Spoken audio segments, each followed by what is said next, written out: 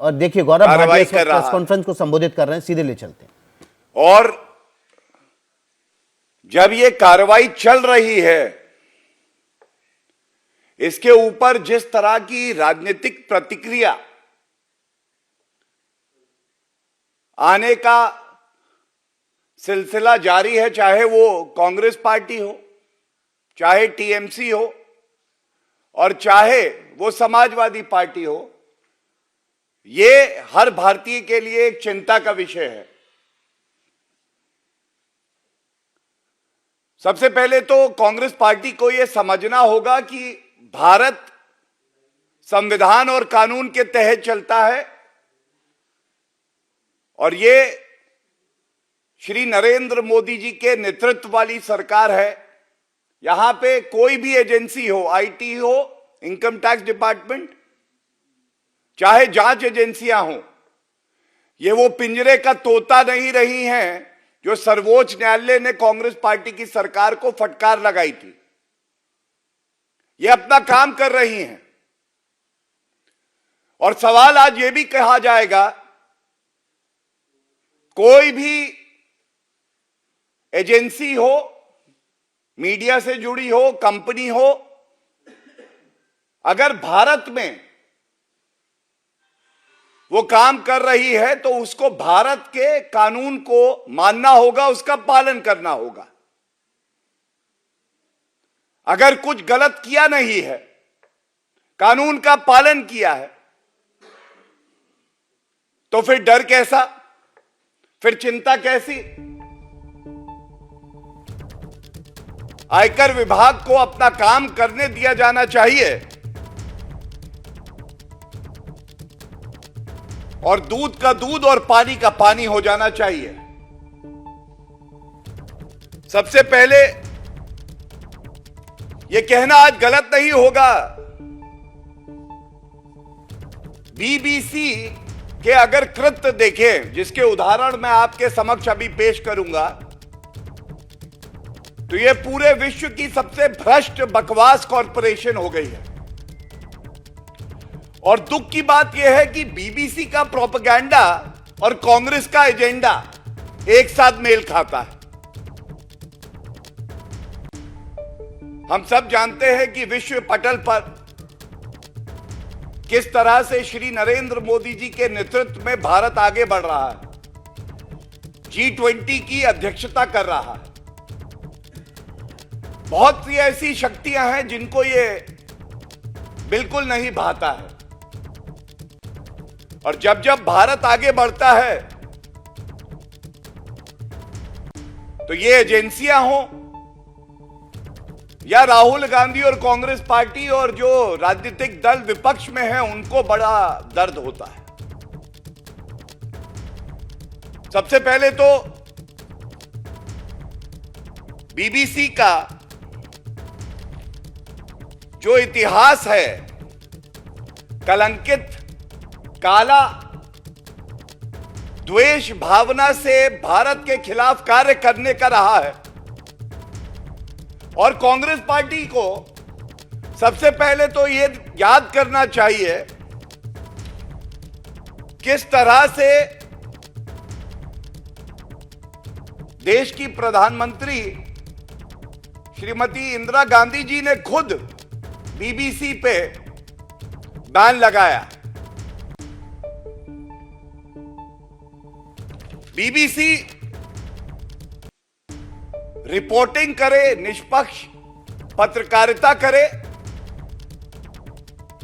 भारत का संविधान ये हक उन्हें देता है। लेकिन किस तरह की पत्रकारिता की आड़ में एक एजेंडा आगे बढ़ाया जाता है, वो मैं आपके समक्ष रख दूं।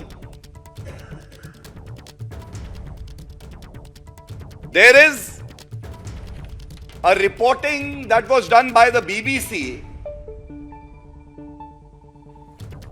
in a program. They unleashed the most venomous attack against our country.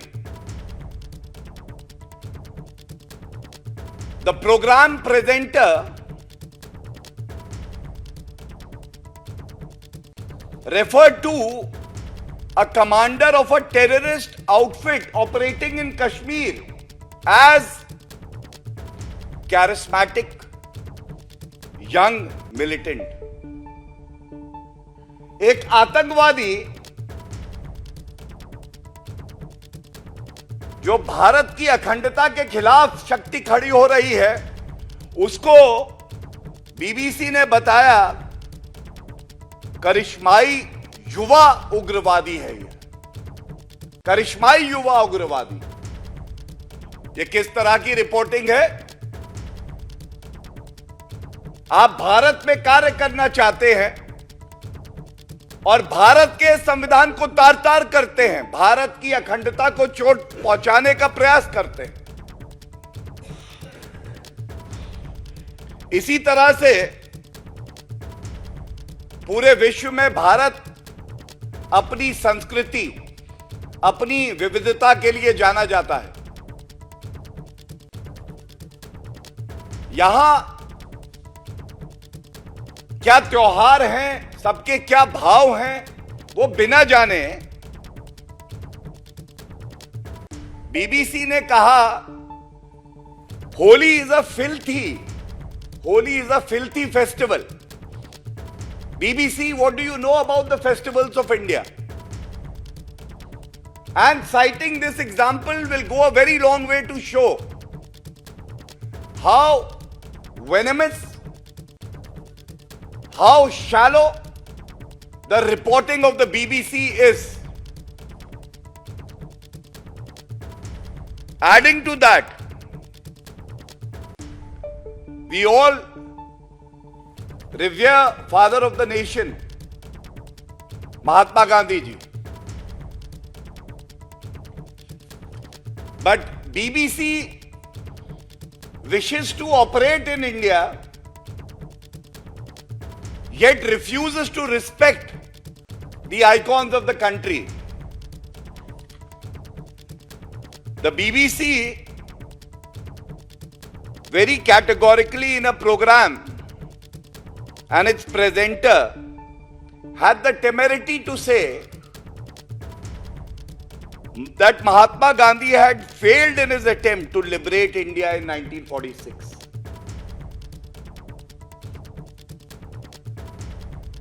And BBC should definitely also pay heed to the words of UK's longest serving Prime Minister, Margaret Thatcher. She had called the BBC as Bolshevik Broadcasting Corporation.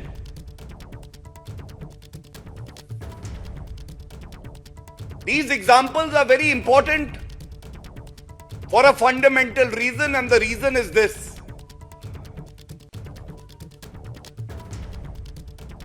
India is a country which gives an opportunity to every organization,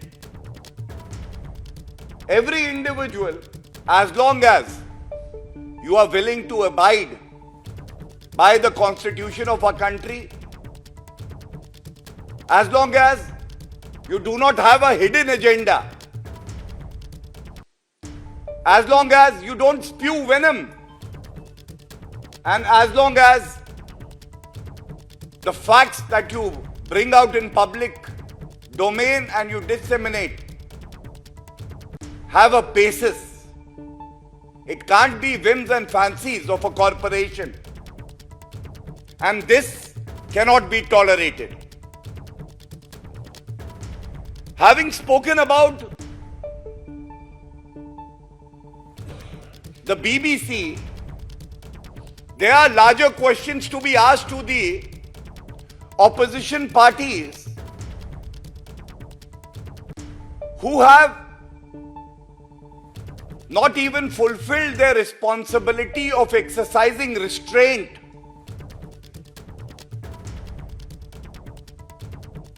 और ये कहना गलत नहीं है। क्यों ऐसा होता है कि कांग्रेस का हाथ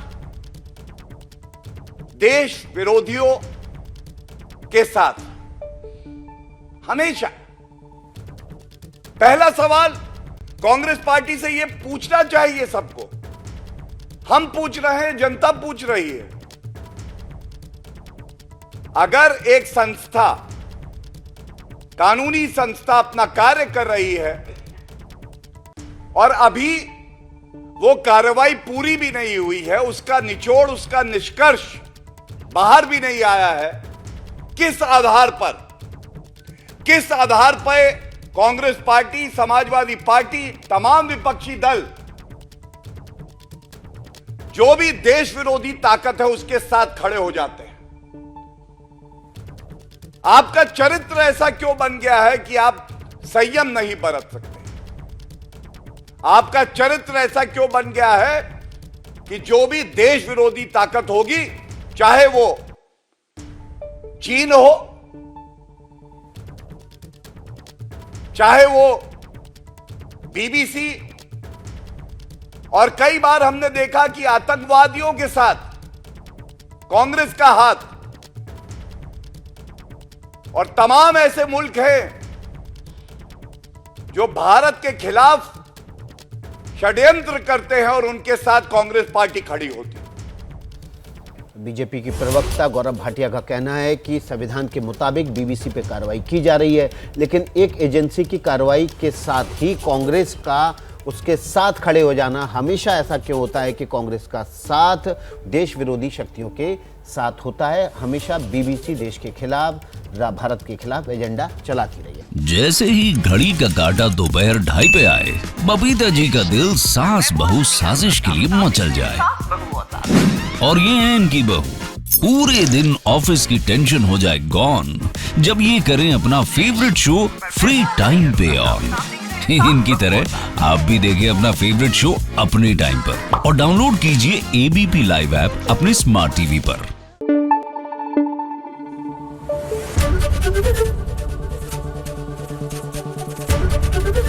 एबीपी न्यूज आपको रखे आगे।